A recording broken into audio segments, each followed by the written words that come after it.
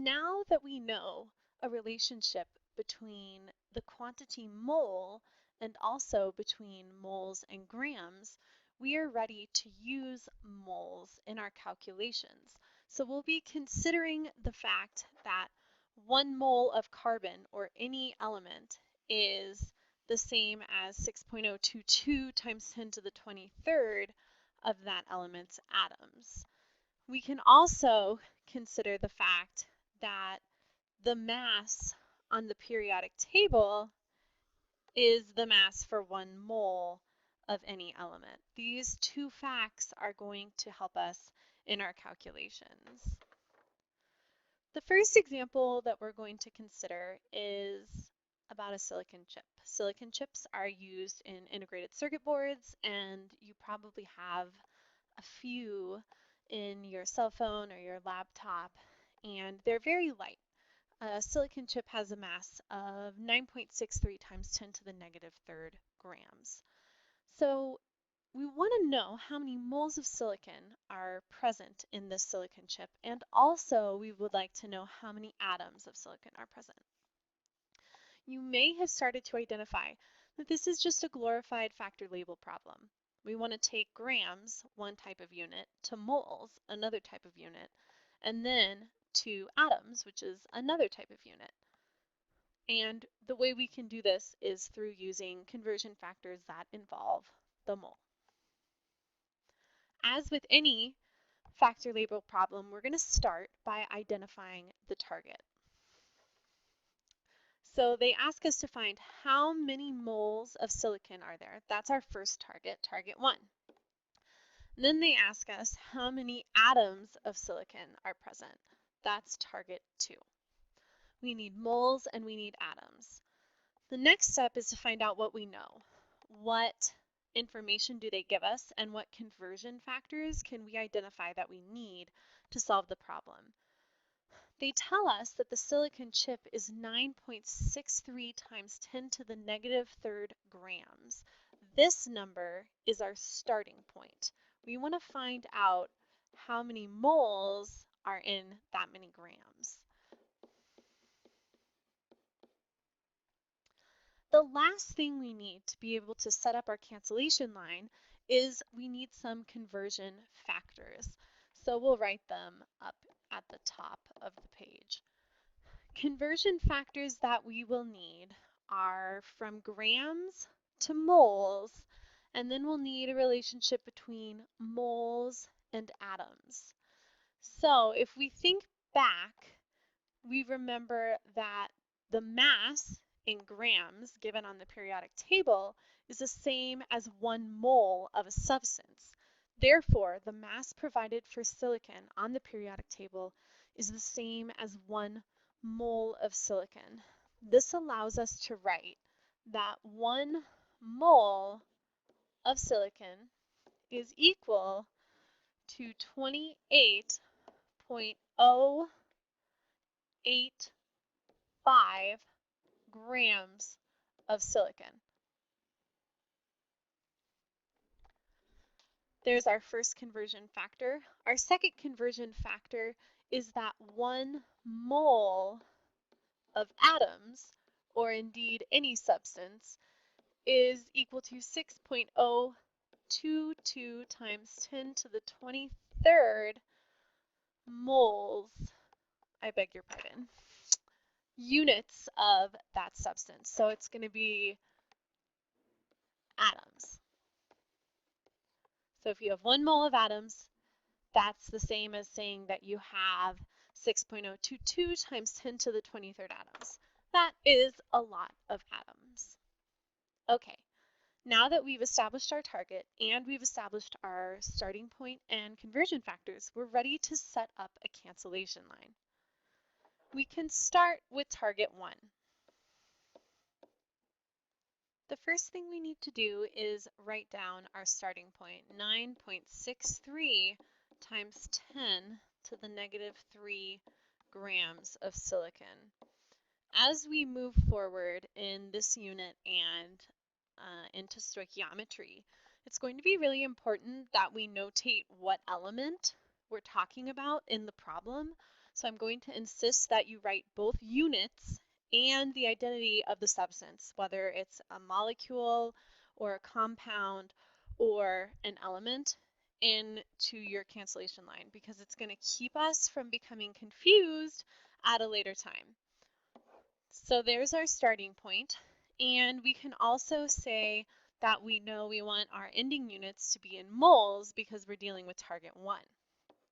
So I'm going to write moles at the end to remind myself that I want moles.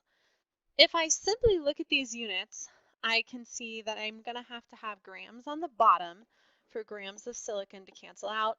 And ideally, I would have moles of silicon on the top so that my last unit in my conversion line would match the units that I want. So far, so good. Now we can check our conversion factors and see if there's something that relates grams to moles. Grams and moles are directly related by this first relationship, and so I'm going to go ahead and use that. So I'll plug in that 1 mole is equal to 28.085 grams. Before I complete the math and go through the calculation, I'm just going to double check my units, and I can confirm that grams of silicon cancels with grams of silicon, and that my target moles of silicon matches my final units. Now I'm ready to do my calculation. So I will divide the top number by the bottom number on the cancellation line, which gives me 3.43 times 10 to the 4th moles of silicon. That is a lot of silicon.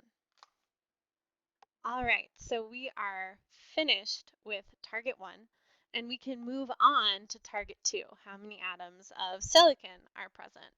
So we're going to go ahead and look at target 2. So to start target 2, we could start back with our original starting point, which is 9.63 times 10 to the negative 3rd grams. Or we can start with the solution from our previous problem, which is 3.43 times 10 to the 4 moles. It's going to be easier to go from moles to atoms because we have a direct conversion between moles and atoms up here. Therefore, I'm going to choose to begin this problem in moles. So my starting point will be 3.43 times 10 to the 4 moles of silicon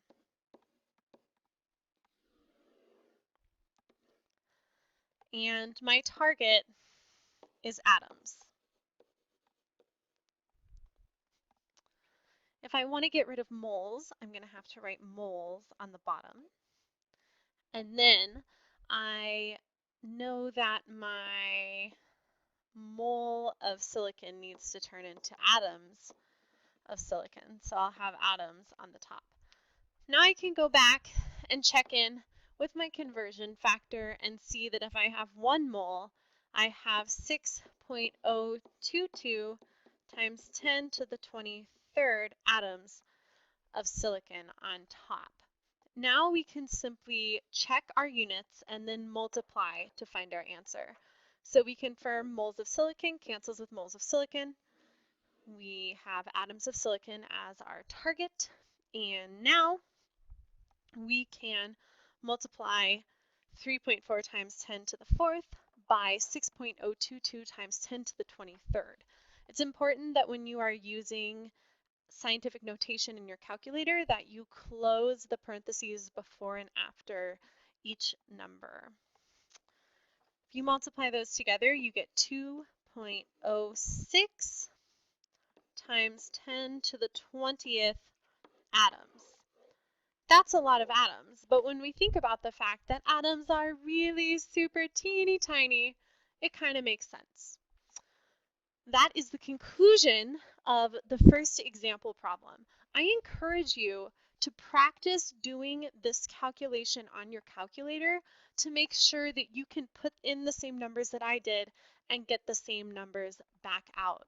It would be a shame if you were to do your setup correctly, but then get messed up when you are putting the numbers in the calculator. And I'm always happy to help you learn how to use your calculator more efficiently, because sometimes the calculators can be a bit of a mystery. We have one more example to try before you try an example on your own. This example talks about a sample containing 7.03 times 10 to the 21 atoms of potassium, which has the elemental symbol K. Then we want to calculate the mass of the sample. Again, factor label. Instead of going from mass to atoms, this time we're going from atoms to mass. The beautiful thing about factor label is you can go forwards and backwards, and it works just the same both ways. So let's identify what we have in this question. It tells us to calculate the mass of the sample. So mass is our target. It tells us that the sample contains 7.03 times 10 to the 21 atoms of potassium. This number is going to be our starting point.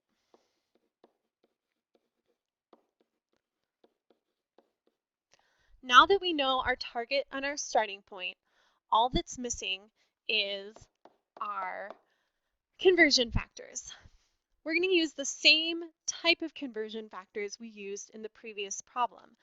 That is to say, we're going to recall that 1 mole of atoms equals 6.022 times 10 to the 23rd atoms.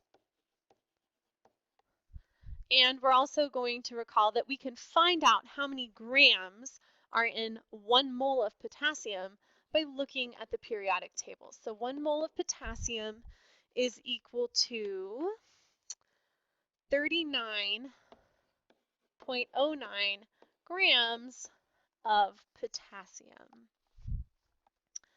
Now that we have identified our target and our starting point and our conversion factors, we're ready to set up a cancellation line.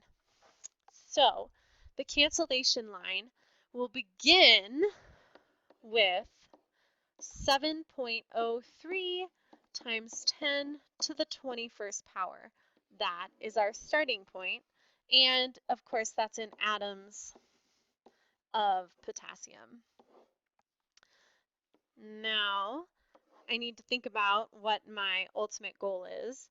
And my ultimate goal is to calculate the mass in grams of potassium. So in order to get there, I'm going to have to somehow get rid of atoms. So I'm going to write atoms of potassium on the bottom. Then I'm going to look for something that involves atoms of potassium. Our first conversion factor gives us atoms of potassium. So it tells us that 6.022 times 10 to the 23rd is 1 mole of potassium.